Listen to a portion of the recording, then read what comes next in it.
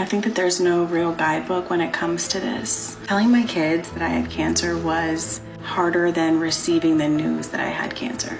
I am a single mother. My kids and I are tight. They are my best friends and I hope I'm theirs. But I didn't want my kids to have to handle it. And the thought of leaving them broke me. I didn't want anybody to take my kids.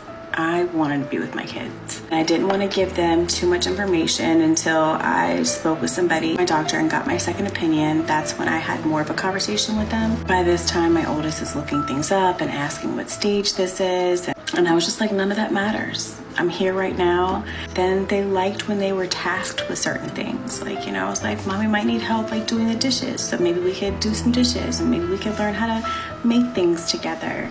We might have a lot of movie nights. Like, let's look at some good movies. I just tried to like include them and redirect as much as possible. So I did put on a smiling face and I did pretend a lot of days, but I think it was for their benefit. There were moments where they had to see me not feeling well, and that was very uncomfortable for them. I allowed them to ask questions and I explained it to them the best way that I could. I just gave them as much information as I could that they could digest. And I just kept assuring them that no matter what, I'm going to fight really hard. I think that there's no real guidebook when it comes to this. But I think including them as you can and letting them have a helping hand, allowing yourself to be a little vulnerable and be a little transparent, it's a really hard balance. But I really wanted to focus on creating as much normalcy as possible.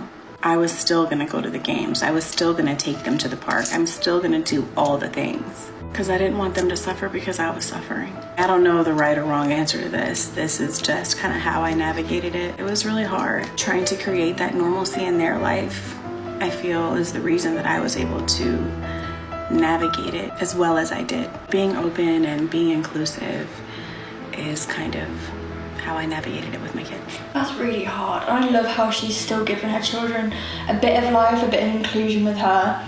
You know, going to games, movie nights, baking, cooking, whatever.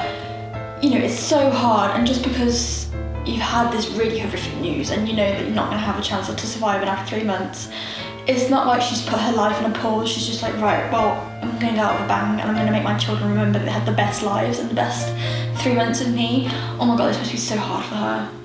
My heart is broken for her. It's horrific, and cancer is such an evil thing, isn't it? It's disgusting, and it should go to the bad people, like people who are in jail who's done horrific crimes. It should be given to them, not for loving families, single mothers who are just trying their best and giving their children the best lives they can. And I can just tell, even watching her, before she even told me she had had children or cancer, you know, I could tell she was a lovely woman.